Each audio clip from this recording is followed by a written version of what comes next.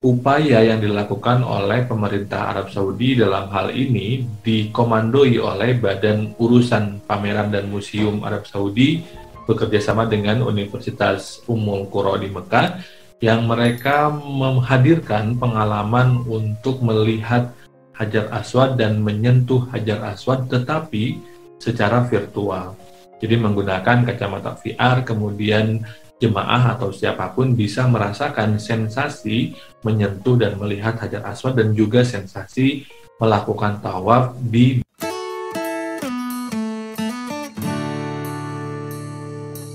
Assalamualaikum warahmatullahi wabarakatuh. Selamat datang teman-teman di podcast Ren, podcast yang ngobrolin kajian keislaman yang kontekstual dan kontemporer. Dan di episode kali ini saya mau ngobrolin tentang isu yang sedang hangat, yaitu terkait kontroversi haji di Metaverse, yang mana kontroversi tersebut muncul sebagai bagian dari respon berbagai pihak atas launching virtual Blackstone Initiative. Metaverse sendiri merupakan kombinasi antara dua kata nih BMers, yaitu meta yang berarti melampaui dan universe yang artinya adalah semesta. Jika dideskripsikan secara singkat nih BMers, Metaverse mengacu pada lingkungan dunia maya bersama yang dapat diakses banyak orang melalui internet.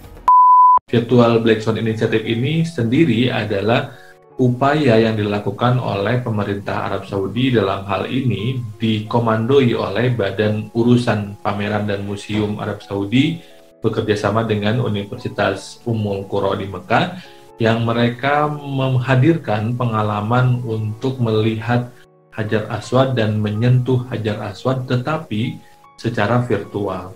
Jadi menggunakan kacamata VR, kemudian jemaah atau siapapun bisa merasakan sensasi menyentuh dan melihat Hajar Aswad dan juga sensasi melakukan tawaf di Metaverse. Nah, baru-baru ini nih BMers, Arab Saudi mulai terjun ke dunia Metaverse. Hal itu dilakukan dalam memanfaatkan Metaverse adalah untuk memberikan pengalaman haji secara virtual loh BMers. Salah satunya dengan membuat umat Islam dapat menyentuh Hajar Aswad pada Ka'bah serta memberikan pengalaman ziarah di Makkah dari rumah melalui virtual reality atau VR. Nah, inisiatif tersebut nih BMers dicetuskan oleh Kepala Kepresidenan untuk urusan dua masjid suci, yaitu Sheikh Abdul Rahman Al-Sudais. Kami memiliki situs keagamaan dan sejarah yang hebat yang harus kami digitalkan dan komunikasikan kepada semua orang melalui sarana teknologi terbaru. Inisiatif ini kemudian direspon dan dianggap sebagai upaya pemerintah Arab Saudi untuk menghadirkan atau mengganti ibadah haji menjadi ibadah haji di Metaverse. Kita bisa melihat juga sebetulnya inisiatif ini adalah bagian dari cara kita beradaptasi dari kondisi pandemi yang mengakibatkan turunnya jumlah jemaah yang datang atau berziarah ke Mekah, baik untuk umroh maupun untuk berhaji, karena memang situasi yang tidak memungkinkan. Ini menjadi alternatif untuk menghadirkan pengalaman berhaji tanpa perlu kita untuk datang ke Arab Saudi sendiri. Nah, pemerintah Arab Saudi sendiri sudah menegaskan bahwa virtual reality ini adalah upaya untuk menghadirkan pengalaman melihat situs keagamaan dan situs kesejarahan di Arab Saudi kepada semakin atau seluas mungkin orang yang mungkin mereka tidak berkesempatan untuk bisa hadir secara fisik di sana.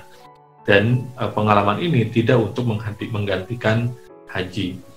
Ini misalkan penolakan terkait ibadah haji di Metaverse ini muncul dari MUI, kemudian dari Diyanet di Turki yang juga mengurusi ibadah haji. Nah, saya mau memberikan komentar sedikit bahwa kalau kita berbicara soal haji, memang ada dua dimensi setidaknya yang bisa kita telaah, bisa kita observasi kaitannya dengan virtual reality ini. Yang pertama, dalam konteks fikih, memang haji membutuhkan atau bersandar pada realitas fisik.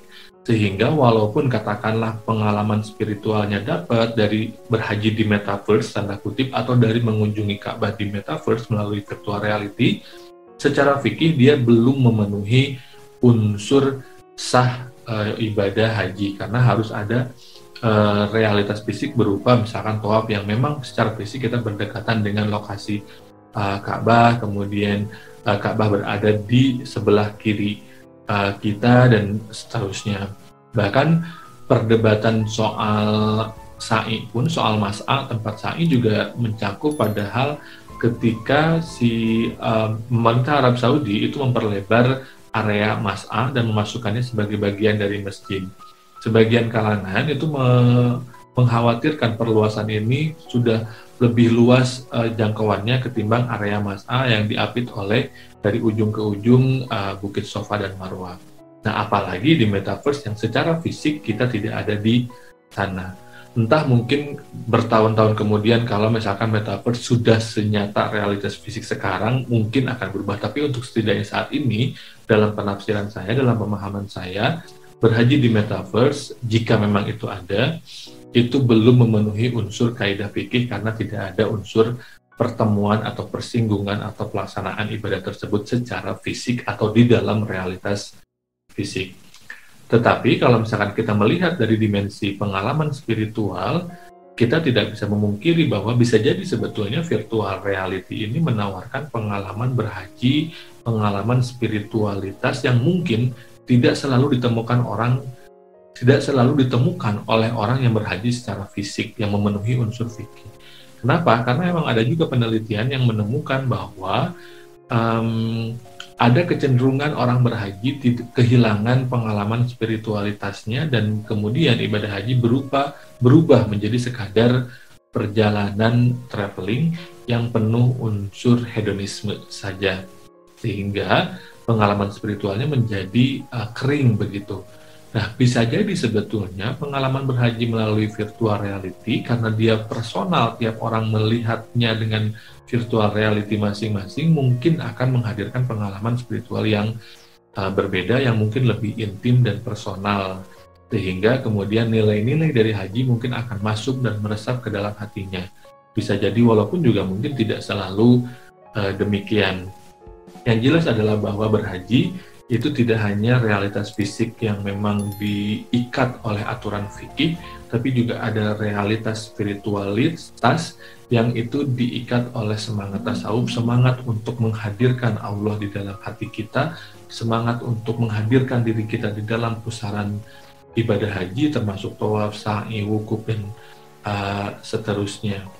Sehingga virtual reality ini bisa menjadi salah satu alat untuk mencapai ke sana. Terakhir sebagai penutup yang juga menarik adalah statement dari pemerintah Arab Saudi yang meyakini bahwa Arab Saudi memiliki banyak situs bersejarah, situs keagamaan yang mungkin butuh untuk diceritakan, diperlihatkan kepada sebanyak mungkin muslim di seluruh dunia.